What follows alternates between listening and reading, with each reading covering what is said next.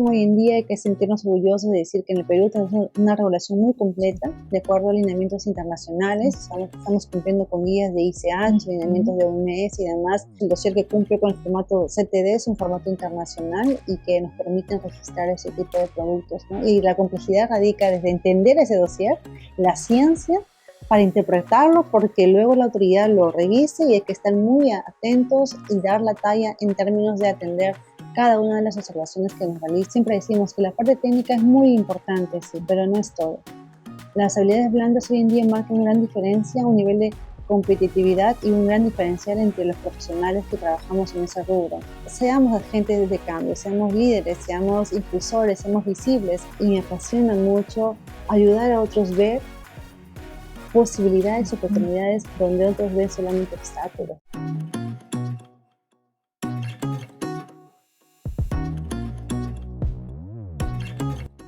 Hola, Cristian. Hola, Claudia, ¿cómo estás? ¿Cómo te va? ¿Todo bien? Sí, genial. Qué bueno.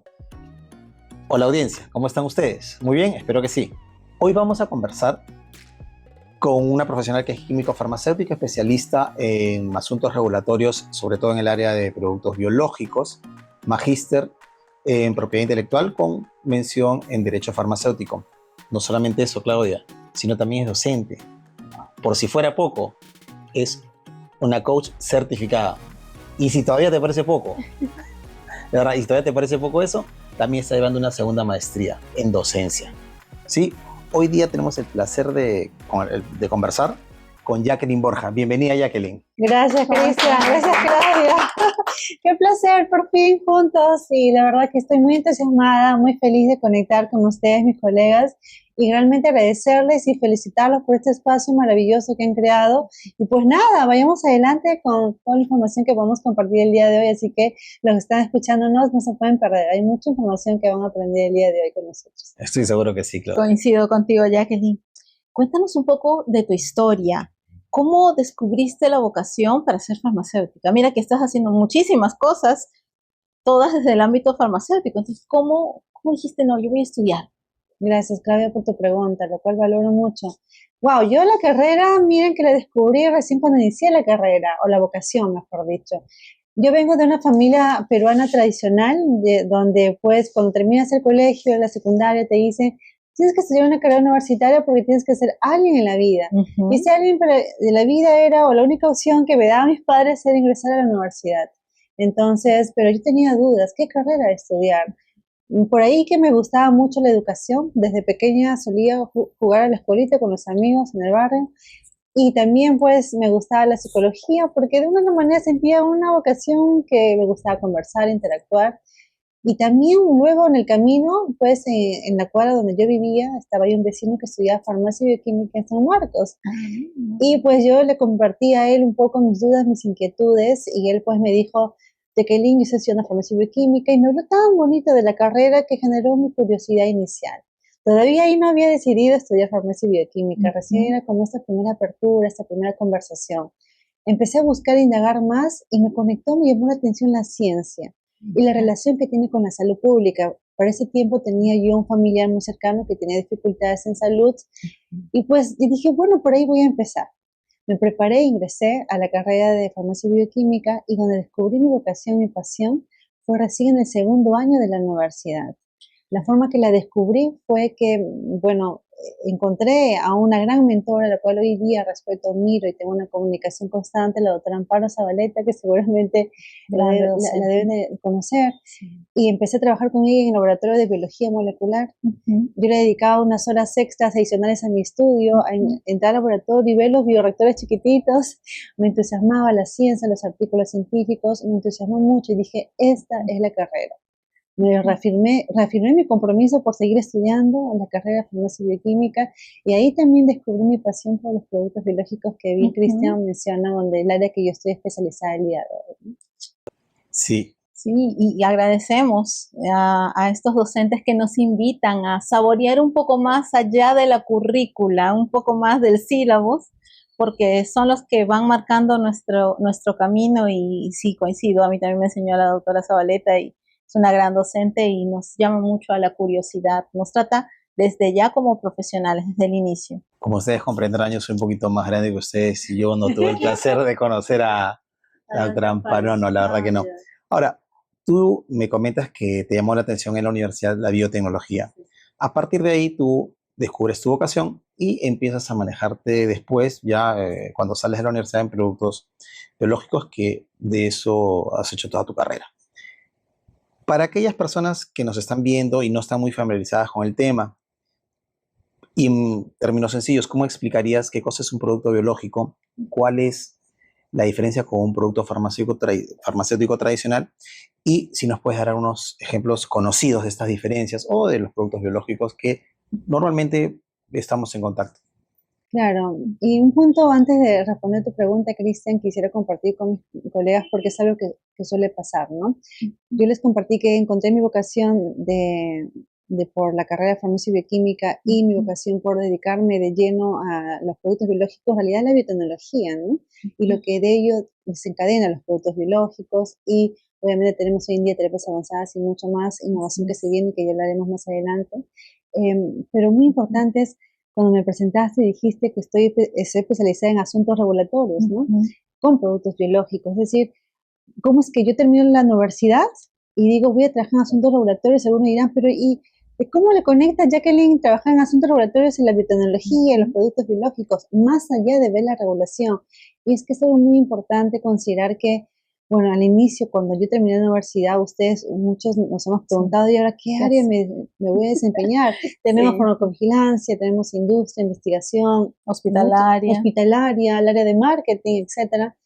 Y dije, bueno, ¿qué hago? Me dedicaré a investigación y desarrollo, pero me di cuenta que en el Perú, pues, no hay no hay muchas oportunidades de investigar y desarrollar o dedicarme a investigar un producto biológico en concreto, la biotecnología. Entonces, encontré en los asuntos regulatorios una vía indirecta, pero la más poderosa que me acercaba justamente a conectarme con la ciencia, la innovación y la biotecnología. Entonces, ahí radica también mi segundo gran momento de ya volcarme de lleno en mi vocación de la carrera de farmacia y bioquímica, de productos biológicos y en asuntos regulatorios, ¿no? Entonces, pero ¿qué son realmente los productos biológicos? Muchos se preguntarán hoy en día, ¿no? Son moléculas complejas, imagínense que para obtener estos productos, la planta de producción inicia desde una célula. Y la célula, como nosotros sabemos, pues es un componente vivo complejo. Entonces, la complejidad de un producto biológico radica justamente desde el momento que se obtiene de la célula. Son moléculas muy grandes, muy complejas. Hablamos ahí de anticuerpos monoclonales, proteínas de fusión. Hablamos de diferentes proteínas de alta complejidad también, que hoy en día están transformando la vida de muchas personas. Esos productos se usan para enfermedades complejas como el cáncer, enfermedades raras o huérfanas, enfermedades autoinmunes. Entonces, desde ya la complejidad radica desde su desarrollo, de su producción, los controles de su liberación y obviamente la gestión ya en su comercialización. ¿Y cuál es la gran diferencia con los medicamentos de síntesis química, los tradicionales? ¿Quién no ha tomado un ibuprofeno, un paracetamol en algún momento de nuestras vidas? Esos medicamentos son los medicamentos de síntesis química, son los más tradicionales, son los más pequeños, de moléculas más simples, más fáciles de manejar, gestionar, más no decir que la línea delgada entre lo que el farmacéutico tiene que asegurar para que cumpla, porque ya sabemos pues que si no cuidamos toda esa cadena puede desencadenar en eventos importantes y perjudicar al paciente, ¿no? Entonces, la gran diferencia está en su complejidad, en su tamaño, y obviamente los biológicos son medicamentos más específicos. Hoy en día podemos ver un ejemplo claro, sin mencionar, es que hoy en día o hasta hace unos años atrás un paciente con cáncer y demás, avanzado, una esperanza de vida tenía lo mucho de 6 meses. Hoy en día hay tratamientos muy innovadores y completos que permiten tener un paciente con calidad de vida por muchos años más, ¿no? Esa es la gran diferencia.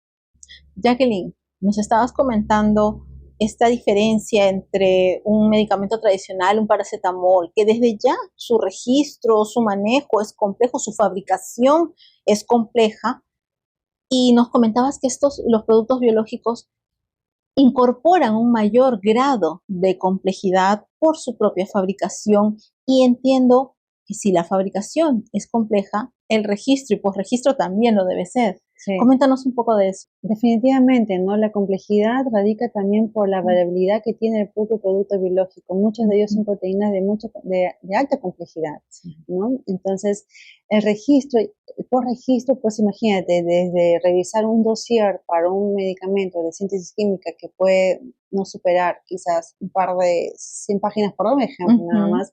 En caso de producto biológico hablamos de 10.000, 20.000 páginas, porque estamos hablando de todo un expediente de desarrollo de esos productos, ¿no?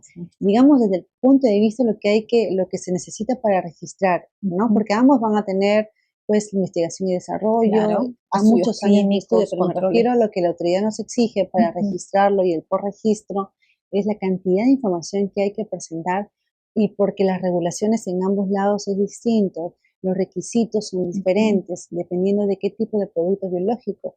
Por eso yo siempre digo, ¿no? Depende de qué tipo de biológico vamos a registrar, es también el tipo de regulación que vamos a, la regulación y los requisitos que vamos a presentar. Entonces, entiendo que tenemos vacunas. Sí, tenemos vacunas, tenemos los productos biológicos que se obtienen por la tecnología de ADN recombinante, hibridoma, tenemos pues las categorías de los otros biológicos. Hay una diversidad hoy en día que se manejan de productos biológicos. Y las vacunas para COVID que estuvieron muy en boga, son vacunas recombinantes, como que tú tienes... Son una diversidad, ¿no? Son diferentes tipos de vacunas, también tiene su clasificación y también hay todo un área de especialización, ¿no?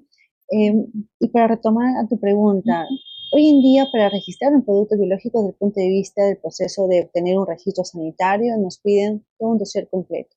La regulación hoy en día hay que sentirnos orgullosos de decir que en el Perú tenemos una regulación muy completa de acuerdo a lineamientos internacionales. Estamos cumpliendo con guías de ICH, lineamientos de OMS y demás, para que con estos lineamientos internacionales la autoridad pueda ver si estamos cumpliendo o no con registrar estos productos biológicos que garanticen su calidad, su seguridad y su eficacia.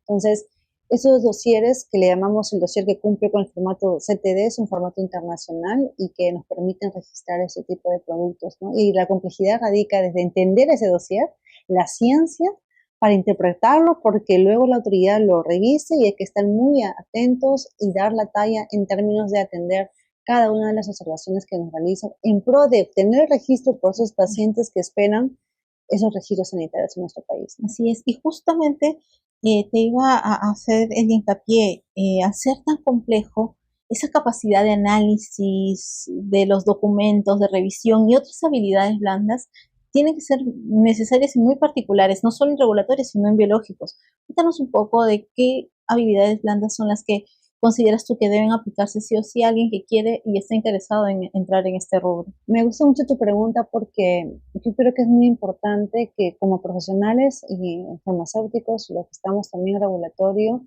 siempre decimos que la parte técnica es muy importante, sí, pero no es todo. Las habilidades blandas hoy en día marcan una gran diferencia, un nivel de competitividad y un gran diferencial entre los profesionales que trabajamos en ese rubro. Para registrar un producto biológico y los que estemos sumergidos en este mundo apasionante de la biotecnología, es que las habilidades blandas como el pensamiento analítico, el pensamiento estratégico es clave. El nivel de detalle que tienes que tener para analizar esa información es muy importante, pero también la comunicación efectiva. Hay que tener esa capacidad de trasladar o de dar una lectura desde lo técnico hacia algo más concreto, más claro, más específico en tus stakeholders internos y externos. Me refiero a tus clientes internos si trabajas con una empresa privada o pública y cuando interactúas y te comunicas con la autoridad sanitaria, ¿no? Tu capacidad de liderazgo también es importante porque vas a manejar pues diferentes procesos complejos que muchas veces en el camino pues te va a demandar de mucha presión, de muchas habilidades y liderazgo en sostener esos procesos en pro de que finalmente tiene que llegar al paciente es lo que va a marcar un gran diferencial, ¿no? Entonces, sí, yo creo que las habilidades blandas hoy en día son las que demandan, ¿no? Y sin perder de lado la mentalidad digital que tenemos que incorporar, además de lo técnico, ¿no? Jacqueline, sí, me quedo con esto de las habilidades blandas, como te comentaba. Sé que es algo en lo que nosotros los químicos farmacéuticos tenemos que trabajar bastante. Ahora, Hablaste de registro por registro, las habilidades que hay que tener, las habilidades técnicas, las habilidades blandas. Se habló mucho del proceso, pero la gente se preguntará, ¿y quién realiza todo este proceso? ¿No?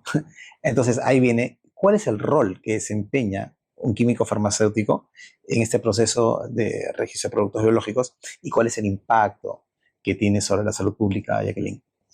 El rol de químico farmacéutico es muy esencial. Yo siempre digo que nosotros los químicos farmacéuticos somos el guardián de la salud pública. A través de nosotros, con nuestro conocimiento técnico el desarrollo, la ciencia de estos productos, qué controles hay que hacerle, qué farmacovigilancia hay que tomar mucho cuidado de qué medidas de farmacovigilancia vamos a implementar, ¿no? Porque sabemos que al ser complejos, imagínense, no tener cuidado con estos puntos y además el no garantizar su adecuada distribución y transporte puede tener repercusiones importantes en nuestros pacientes, porque hablamos de proteínas complejas y ya en la universidad nos enseñaron qué pasa si no conservamos una proteína compleja, se naturalice, qué pasa en el paciente, etc.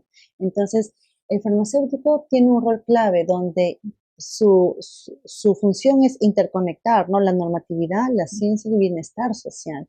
Entonces, bajo esa premisa es que nosotros tenemos que garantizar pues que se cumplan con los más estrictos estándares, cumplir con lo que estipula la regulación, llevar ese mensaje a nuestros laboratorios, nuestras empresas, sea o institución donde trabajemos, para que siempre mantengamos esa rigurosidad en los análisis y producto que llega al mercado, producto que vamos a registrar, cumple con esos estándares, sea producto biológico innovador, un referente, un biosimilar, cualquier fuese el producto a traer al mercado para nuestros peruanos. Y tú que estás tan inmersa en este mundo, ¿cómo ves el presente de los productos biológicos en el país y el futuro? Y también darnos una perspectiva a nivel global. ¿A dónde estamos yendo?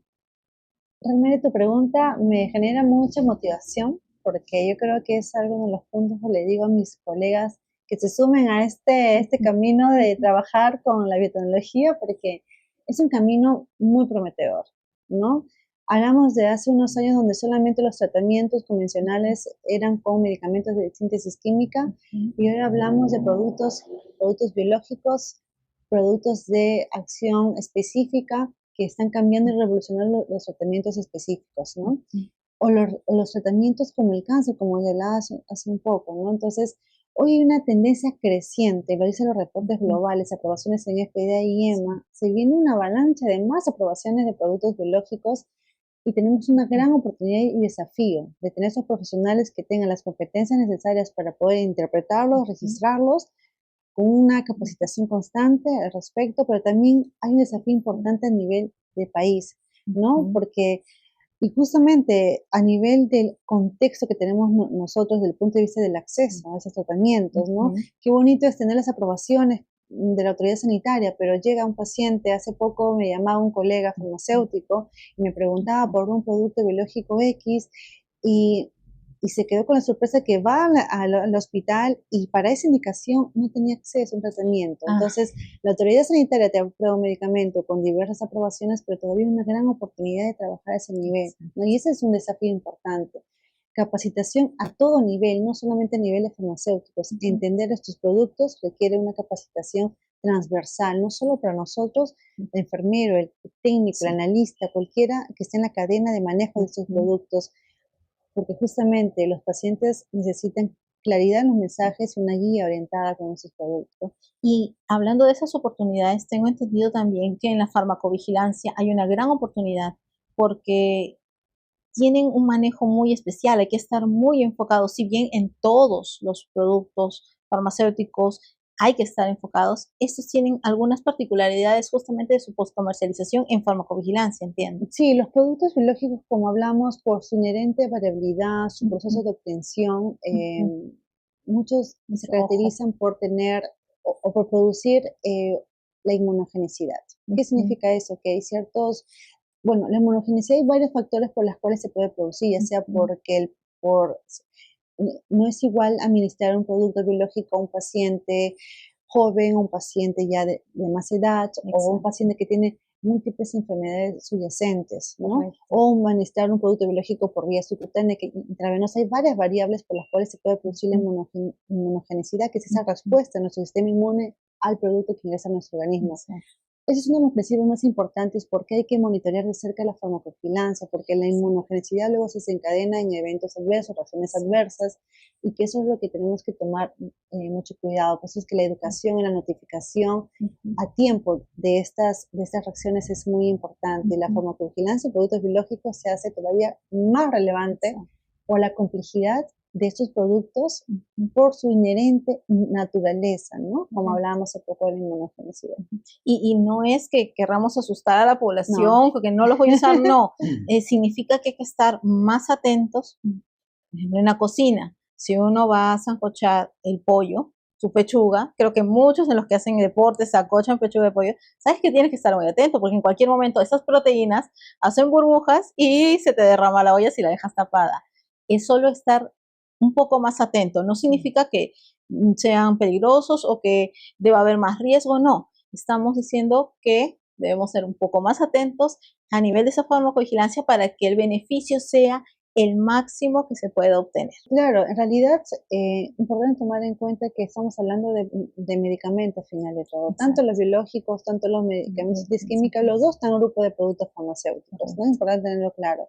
Entonces, cuando hablamos de tomar cuidado en estos puntos, justamente para prevenir, ¿no? Para controlar, para mitigar estos riesgos, porque en medicamentos hablamos de balance, riesgo y beneficio, no estamos frente a alimentos, o incluso los alimentos también tienen un riesgo. Entonces, el conocer estos productos nos permite anticiparnos, gestionar, y por eso acá fue muy importante la farmacovigilancia, y por eso cuando uno presenta un registro de productos biológicos, hablamos de un plan de gestión de riesgos, donde tú, en base al perfil de seguridad, en base al perfil de tu producto, tú dices, ¿qué tengo que hacer para mitigar esos riesgos, ¿no? Hoy en día los productos biológicos tienen un buen perfil de seguridad, pero tomar en cuenta que con estas características de la inmunogenicidad y demás hacen que doblemos los esfuerzos para controlarlos bien, para que mi paciente realmente reciba el tratamiento y esté contento con su tratamiento, y transformemos su calidad de vida, ¿no?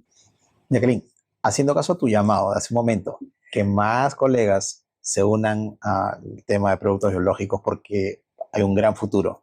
¿Cuál sería, de acuerdo a tu opinión y a tu experiencia, cuál sería el perfil de estas personas que quieren incursionar en el área de productos biológicos?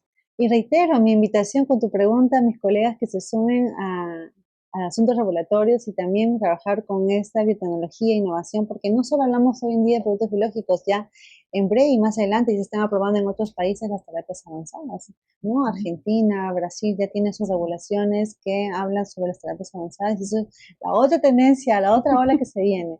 Entonces, ¿qué se requiere? ¿Qué hoy en día requiere el colega que nos está escuchando para que incursione en este lado de los asuntos regulatorios con productos biológicos? Yo creo que son tres elementos fundamentales, o habilidades o competencias. Primero, la parte técnica, la parte de la regulación. No solo es importante conocer la regulación a nivel local, tenemos que estar a la vanguardia de conocer la regulación internacional. Hablamos de ICH, OMS, EMA, y también lo que pasa en nuestro entorno a nivel regional. Porque, por ejemplo, autoridades de referencia como INVIMA y demás son agentes también que nos van a ayudar a tener esa mentalidad de entender mejor las regulaciones. El segundo valor muy importante es también amarrar ese conocimiento técnico con una mentalidad digital. Hoy en día, y no solo aplica para los que trabajan en asuntos regulatorios con productos biológicos, en general, para nosotros los que trabajamos en laboratorio, incorporar la digitalización con la inteligencia artificial. Hoy en día la inteligencia artificial permite, por ejemplo, el analizar los dosieres, en revisar la información técnica, y hoy en día contamos con plataformas inteligentes que nos permiten gestionar en asuntos regulatorios. Entonces, yo digo, el farmacéutico o regulatorio que no se una a la inteligencia artificial tiene una desventaja frente a aquellos que sí la van a incorporar. Entonces, ese es el segundo punto esencial. Y el tercero son las habilidades blandas. Hoy en día estos productos, por su innovación, por su complejidad, demandan que trabajemos pues con una comunicación efectiva, como mencionaba, el pensamiento estratégico, el análisis, el detalle. Entonces, son herramientas esenciales que van a marcar un gran diferencial a aquellos que se quieren sumar a esta ola. Y antes de que termine, quiero decirles que si trabajamos en este rubro, seamos agentes de cambio, seamos líderes, seamos impulsores, seamos visibles en la carrera, porque hoy en día se requiere de mucha comunicación y difusión de información, justamente por lo mismo que estos productos están cambiando vidas, transforman vidas, y por su complejidad. Entonces, tenemos que salir, exponernos para que eduquemos y también socialicemos y demos un rol más visible a nuestro entorno a nivel Perú, ¿no? En efecto, Jacqueline, estoy totalmente de acuerdo contigo sobre esto de la visibilidad. Ahora, ya tienes tú 11 años en el rubro de productos biológicos.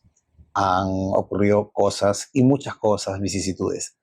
Dentro de estos 11 años que tú ya llevas acá, ¿cuáles han sido los más grandes desafíos que te han tocado enfrentar en tu rol como químico farmacéutico en el proceso de productos biológicos? Y lo más importante, para los que nos están oyendo, ¿cómo lo has superado? Porque es importante, esa es parte de tu historia de éxito.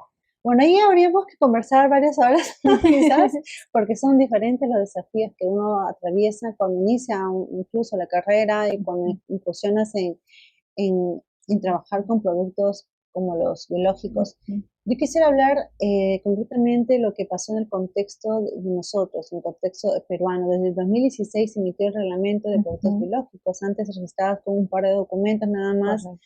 Y luego a partir de 2016 se incursiona con estas nuevas regulaciones y realmente fue un antes y un después. Y es más, si no hubiera pasado eso, quizás hoy no estuviera aquí presente, no estuviera dando clase ni nada. Entonces, lo que demandó el desafío más importante fue incorporar esos conocimientos de forma rápida, porque ya estaba la normativa y los pacientes no nos esperan, necesitábamos ejecutar y accionar. Entonces, aprender la ciencia de esos productos es complejo. No te voy a decir que lo vas a aprender de un día para otro, es todo un proceso, un camino, un acompañamiento. Requiere realmente de entrenamientos internacionales, entender el dossier, entender el proceso de desarrollo, la producción, los controles que se le realizan. Fue muy complejo. Y también al inicio, pues, la interpretación de la autoridad sanitaria frente a la regulación fue importante. Por eso la comunicación cercana que tuvimos que tener con la autoridad fue clave para poder lograr esas autorizaciones sanitarias. Ahí radicó un punto importante. ¿Qué hice yo? Flexible al aprendizaje, flexible a la apertura, al cambio y adaptarme también a ese cambio brusco de pasar de un proceso de registro más sencillo, más fácil quizás, a un proceso totalmente diferente. Entonces, únicamente fue capacitarme, entrenarme y puedo decir también al acompañamiento que recibí, ¿no? Tuve la fortuna de en mi camino acompañarme de una mentora que fue farmacéutica también como nosotros, que trabajaba para la empresa que en ese momento yo trabajaba y me acompañó y me guió también. Y creo que ella es una de las personas que hoy en día pues son las responsables de por qué también hoy en día he podido concretar el hecho de especializarme en este rubro, ¿no? Exactamente, y creo que esa realidad tuya en la que dijiste, no, tengo que educarme, tengo que entrenarme, lo volcaste también al hecho de que ahora eres docente. Y es más, estás estudiando una maestría en docencia. Sí. Me encanta, me encanta. Te lo comentaba fuera de cámaras. Sí. A mí no me gusta mucho la docencia. Es mi pasión. Definitivamente. Y en esta pasión, ¿qué conocimientos o habilidades deberían adquirir los futuros profesionales? Ya no solo estamos hablando de aquel que, ok, estoy en regulatoria y quiero aprender un rubro nuevo, ok, pero ya estamos como que entrenados, el ojo regulatorio ya está entrenado. Pero todos hemos sido estudiantes. Y estos estudiantes que están escuchándonos, que dicen, ok, ya estoy por entrar al internado, quizás voy a entrar al hospital y le empieza a sonar los anticuerpos monoclonales, o voy a entrar a industria y quizá por ahí ven algún producto. ¿Qué habilidades deberíamos tener, ir adquiriendo en estas primeras bases para poder responder a las exigencias de la industria farmacéutica? Siempre digo que arranco, bueno, al menos desde cómo yo he ido llevando mi carrera, ha sido entender primero las bases científicas. Las bases científicas es lo más importante y esencial que tiene que hacer un profesional que quiere ejercer en asuntos regulatorios o que quiere especializarse con productos biológicos. Porque de nada te vale aprenderte y leerte la regulación, que eso lo puede quizás hacer, nosotros acá nos podemos a leer y ya, pero interpretarlo y entender qué realmente significa. Yo siempre hablo, les digo a mis alumnos, a ver, la norma te dice que tenemos que presentar la caracterización, pero ¿qué es la caracterización? ¿Qué mensaje? ¿Qué interpreto yo de eso? Y cuando yo te estudias la ciencia te das cuenta que tienes que conocer la actividad biológica, pero ¿qué infiere la actividad biológica? Ah, y está el mecanismo de acción del producto biológico, eso es lo que voy a ver. Son ejemplos concretos que te digo que para interpretar la regulación local, internacional y demás, empecemos por las bases científicas. ¿Cómo aprendemos las bases científicas? Algunos que dicen, Jacqueline, pero todavía no estoy trabajando, ¿cómo me quieres que aprenda ya esas bases científicas? Puedes empezar leyendo artículos científicos, que es lo que yo hice, aprender los papers, que en la universidad venimos con ese mindset de aprender, de leer los artículos científicos. Hay muchas publicaciones, hay libros sobre productos biológicos, de la ciencia y demás. Entonces, empezar por ahí. Luego ya poco a poco vas incorporando el marco regulatorio de todo lo que es el productos biológicos, cómo se clasifican, qué regulación existe para cada tipo de producto biológico. Y bueno, ahí vas empezando tu camino, ¿no? Eso es lo que yo les diría. Esas son las habilidades, las competencias por las cuales uno puede empezar ese camino, ¿no? Más allá de las habilidades blandas que son muy importantes y esenciales hoy en día. Y no se olviden de la digitalización y la inteligencia artificial. Definitivamente, y has dicho algo que coincido contigo perfectamente. Una vez que uno tiene esa base científica, la regulación ya no es chino. Exacto. Ya no es chino mandarín. ¿Qué? Pero ¿qué entiendo? No entiendo. Es una muy buena técnica para poder aprender. Es como, para los que les gustan ser autodidactas es básico. Porque muchos decimos anticuerpos monoclonales, pero realmente ¿qué son? O hablamos de la clasificación de productos, proteínas de fusión, pero realmente ¿qué son? ¿Cómo se obtienen? Porque si no tenemos eso, ¿cómo vamos a ser esos profesionales realmente sólidos, rigurosos también en nuestro análisis? Porque nos pueden vender cualquier cosa, pero tú tienes que ser un filtro riguroso, es nuestra ética, nuestra integridad la que está en juego el momento que presentamos algún documento a la autoridad sanitaria. Entonces, eso es muy importante porque algo que también aprendí en mi camino profesional es que cuando además de la complejidad de entender esta ciencia, cuando uno presenta un registro sanitario a la autoridad te hace observaciones. Y si no tienes esas bases sólidas de la regulación y la base científica, estás perdido o perdida. Y ahí te puedes frustrar y muchos pueden abandonar la carrera o decir, no, mejor me voy a otro lado, quizás dejo la carrera. Entonces, para eso todo hay que prepararnos, estar listos para afrontar esos desafíos con la resiliencia que nos caracteriza a los farmacéuticos. Así es. Jacqueline, tú, bueno, has tenido responsabilidades grandes en empresas transnacionales importantes, pero tu pasión, como conversábamos también fuera de cámaras, era la docencia, era el coach, eres coach certificada y formador de talento. Algo que a mí también me apasiona, de verdad, o sea, yo creo en el marketing personal, yo creo en desarrollar personas y esa es justamente una de las causas de mi admiración por lo que tú haces, ¿sí? Ahora, ¿qué te impulsa a ti a desarrollar personas en principio? ¿Y cómo aplicas esos aprendizajes del coach en tu labor diaria? Cuéntanos un poco sobre eso. Muchas gracias, no, y te agradezco por las preguntas. Si me olvido de una, me la repites, pero Claro que sí. el punto es que la educación es mi pasión. El formar personas es para mí dejar un legado, ¿no? Dejar un legado y trabajar con propósito. Yo siempre digo que todos los días me tengo que levantar porque tengo un propósito, ¿no? O mejor dicho, las personas que se levantan todos los días con propósito tienen una energía diferente, ves la vida de una forma diferente, eres más resiliente, ¿no? Porque estás conectado, inspirado con tu vocación. Yo descubrí esto en el 2009, mi vocación por ayudar más, ¿no? Porque antes mi vocación era clara, la innovación, la biotecnología, el regulatorio, pero mi vocación por acompañar, por guiar y mentorear, y fue en el 2019. Tuve un antes y un después, un evento personal que me dijo, ¿cuál es mi propósito? ¿Cómo puedo acompañar? Me gusta mucho y me apasiona mucho ayudar a otros ver posibilidades, oportunidades donde otros ven solamente obstáculos, ¿no? Yo tengo un ejemplo concreto que me inspira y me motiva, fue una colega farmacéutica como nosotros que tenía su área de experiencia era aseguramiento de la calidad, nada que ver con regulatorio, nada que ver con productos biológicos, y en su empresa habían hecho un cambio estructural, organizacional. Entonces ella me contacta y me dice, Jacqueline, se ha presentado una oportunidad de postularme para ser la líder del área de asuntos regulatorios y voy a tener en mi portafolio productos biológicos. Pero tengo miedo, no tengo nada de experiencia, le decía yo. Entonces, con las herramientas que adquirí, lo que hicimos es mapear sus fortalezas, identificar algunas debilidades. Obviamente, con el coaching le ayudé para identificar creencias limitantes, decisiones limitantes que muchos de nosotros, a mí aún todavía sigo trabajando en eso porque es algo, uno no es determinado, lo trabajo constantemente.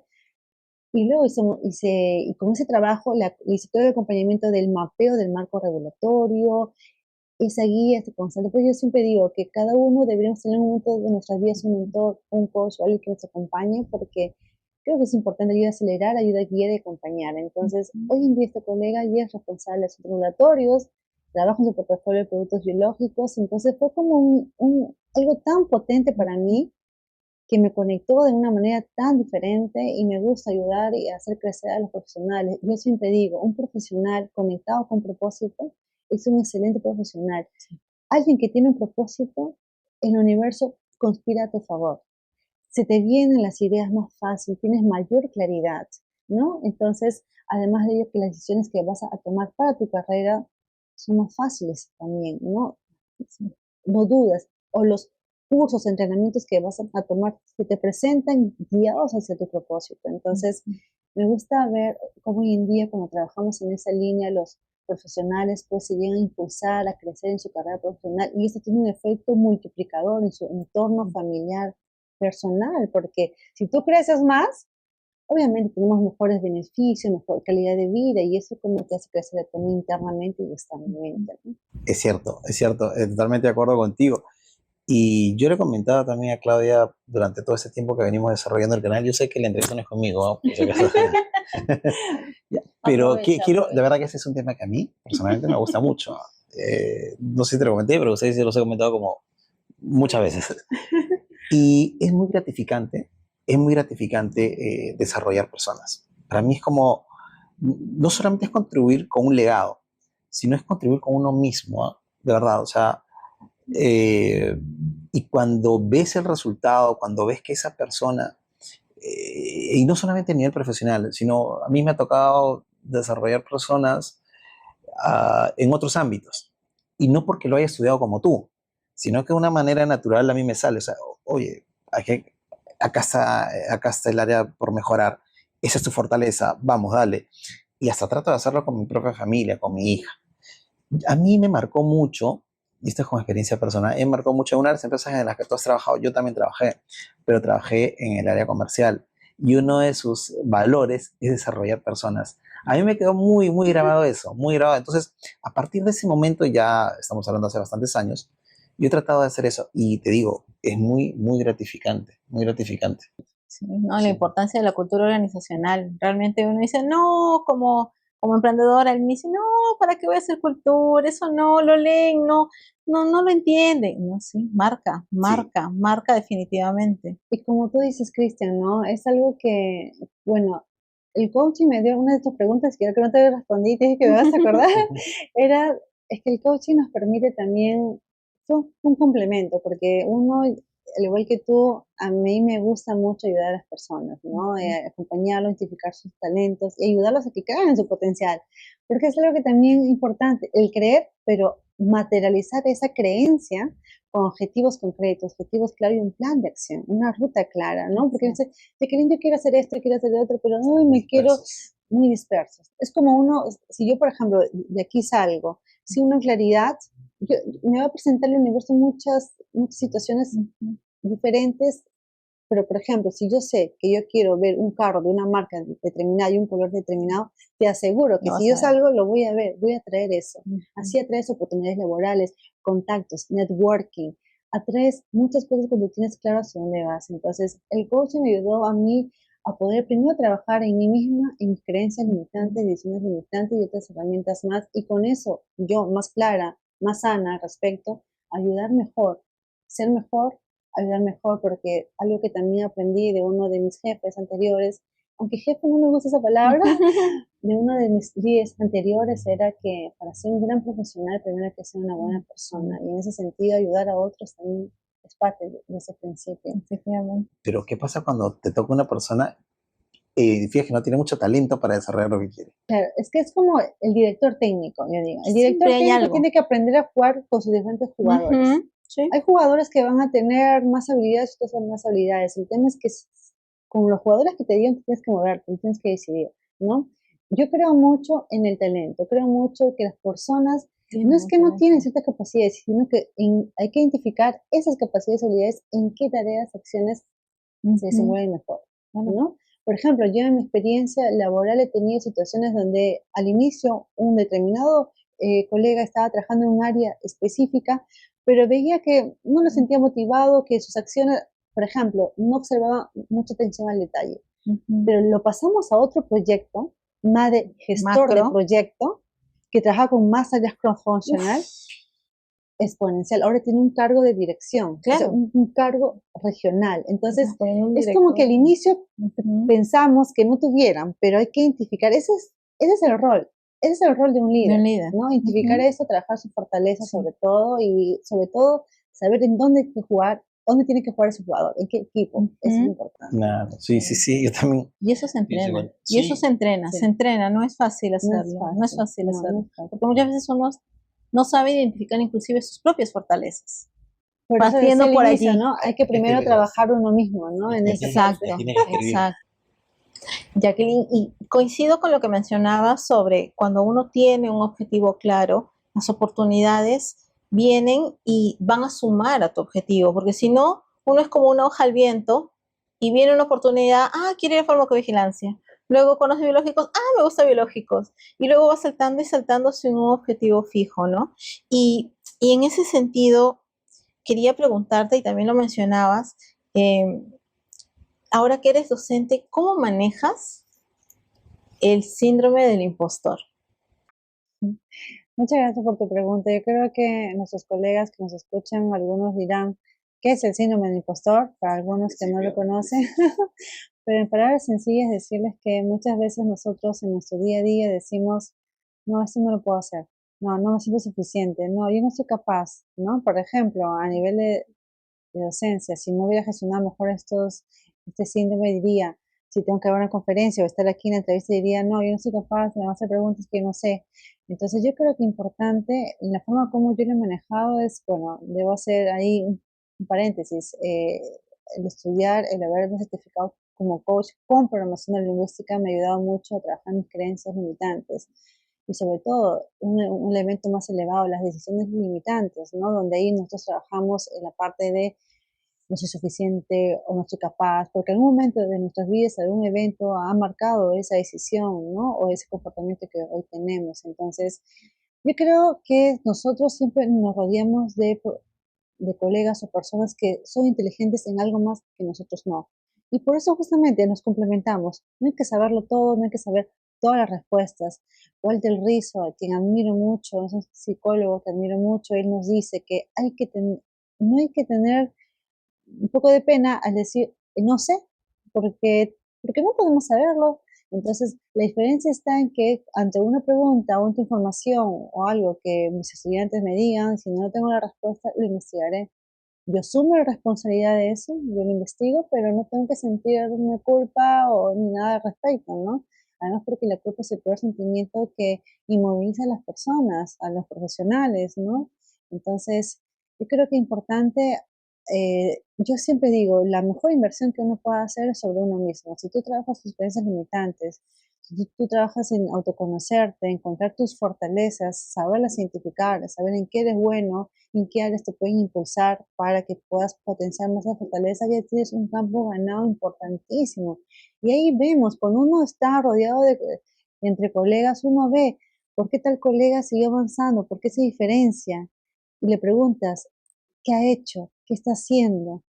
Y vas un poco más profundo y te das cuenta, ¿no? Que no solamente se enfoca una parte nada más esencial que la parte técnica, que es muy bonita, es muy interesante para los que somos apasionados de la carrera, pero otro gran diferencial es que tanto estás trabajando en tu desarrollo personal, ¿no? Yo creo que y con ese desarrollo personal vamos a contrarrestar y gestionar el síndrome del impostor. No te digo que en mi vida nunca me ha pasado eso o que no, hoy día no lo siento, porque hasta los grandes maestros siempre en un momento de su vida lo han sentido. Lo importante es ser conscientes de ello, gestionarlo, ¿no? Es importante. Y agradezco la pregunta, así que ya saben, gestionar es el síndrome del impostor. Mira, Jacqueline, vamos ya cerrando la entrevista, vamos cerrando esta conversación que ha sido muy agradable para mí, muy enriquecedora.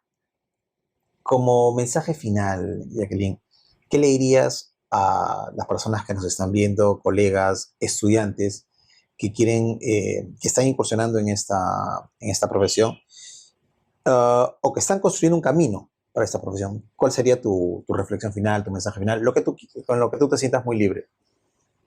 Muchas gracias. Primero quiero empezar con mis colegas farmacéuticos. Claro que sí. Decirles a ellos que seamos sus líderes, agentes de cambio. No tengamos que desterremos y trabajemos mucho esa creencia de que no, mejor no me muestro, no, porque qué me puedan decir, o que yo no puedo, etcétera.